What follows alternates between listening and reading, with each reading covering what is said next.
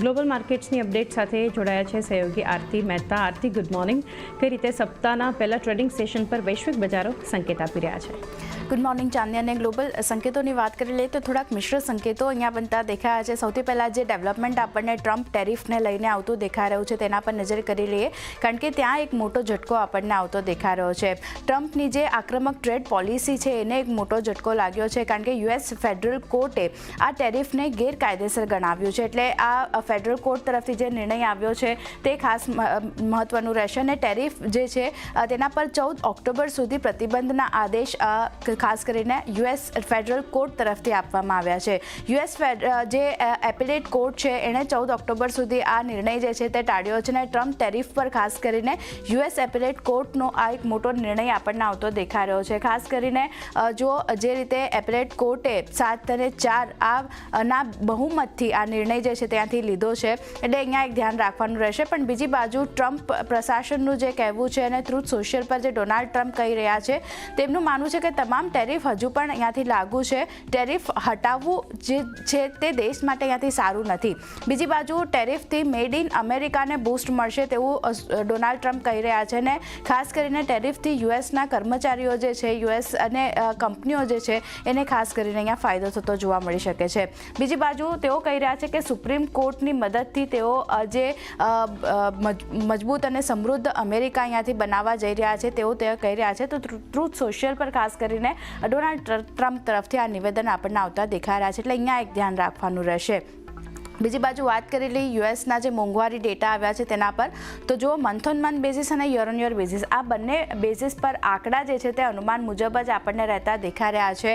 સાથે જુલાઈ કોર પીસી ઇન્ડેક્સ જે છે તેમાં એક વધારો આપણે જોઈ રહ્યા છે. લગભગ 2.9% આ ઇન્ડેક્સ આપણને વધતું દેખાયું છે યર ઓન યર બેઝિસ પર. એની સામે જો વાત કરી લઈએ તો ફેબ્રુઆરી બાદ કોર મોંઘવારી જે છે તે સૌથી વધારે આપણને રહેતી દેખાઈ રહી છે. કન્ઝ્યુમર સ્પેન્ડિંગમાં પણ જો વધારો છે 0.5% મંથ ઓન મંથ બેઝિસ પર કન્ઝ્યુમર સ્પેન્ડિંગ આપણને વધતું દેખાઈ રહ્યું છે. અને હવે આ બધા ડેટાને જોઈને સપ્ટેમ્બરમાં 0.25% રેટ કટની આશા જે છે તે લગભગ 86.5% આપણને રહેતી દેખાઈ રહી છે. તો ધ્યાન રાખવાનું રહેશે. આ ડેટા પણ ખાસ કરીને અનુમાન મુજબ આવતા દેખાઈ રહ્યા છે. હવે યુએસ ઇન્ડાયસીસની જો વાત કરી લઈએ, ઓગસ્ટ મહિનામાં કેવું પ્રદર્શન આપણને રહેતું દેખાઈ રહ્યું છે. જુઓ, ડાઉ જોન્સમાં 3%નો વધારો છે. S&P 500 ઓલમોસ્ટ 2.6% વધ્યું છે. અને નાસ્ડેકમાં 1.6%. એટલે ઓવરઓલ ઓગસ્ટ મહિનાની વાત કરી લઈએ યુએસ માર્કેટ માટે ખાસ કરીને સારું રહેતું દેખાઈ રહ્યું છે.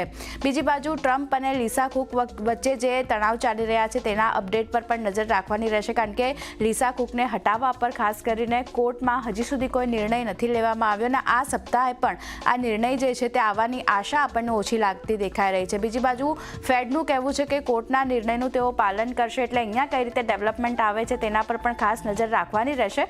પણ અત્યારે ખાસ કરીને જે લિસા કુકને હટાવવાનો નિર્ણય જે છે તે અહીંયાથી કોઈ લેવામાં નથી આવ્યો. વાત કરી લઈએ ભારતીય બજાર અને અન્ય બજારની સ્થિતિ કઈ રીતની આપણને બનતી દેખાઈ રહી છે.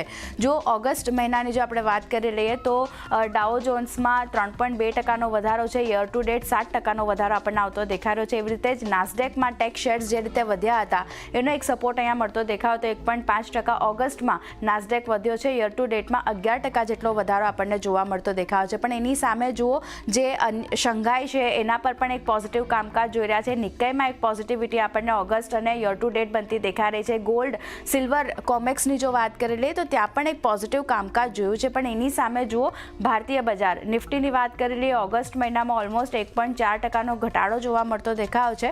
પણ યર ટુ ડેટની સ્થિતિ થોડી ઘણી સુધરતી દેખાઈ રહી છે. 3.3%ની પોઝિટિવિટી હજી પણ યર ટુ ડેટ આપણને બતાવી રહ્યું છે. તો એટલી ખરાબ સ્થિતિ ઓવરઓલ આપણને ઇન્ડિયન માર્કેટને નથી લાગી રહી કમ્પેર ટુ અન્ય એશિયન માર્કેટ. તો એક વાત કરી લઈએ, ગ્લોબલ સંકેતો થોડાક મિશ્ર રહેતા દેખાયા છે. યુએસ માર્કેટ તરફથી થોડા ઘણા નેગેટિવ સંકેતો આપણને બનતા દેખાયા હતા.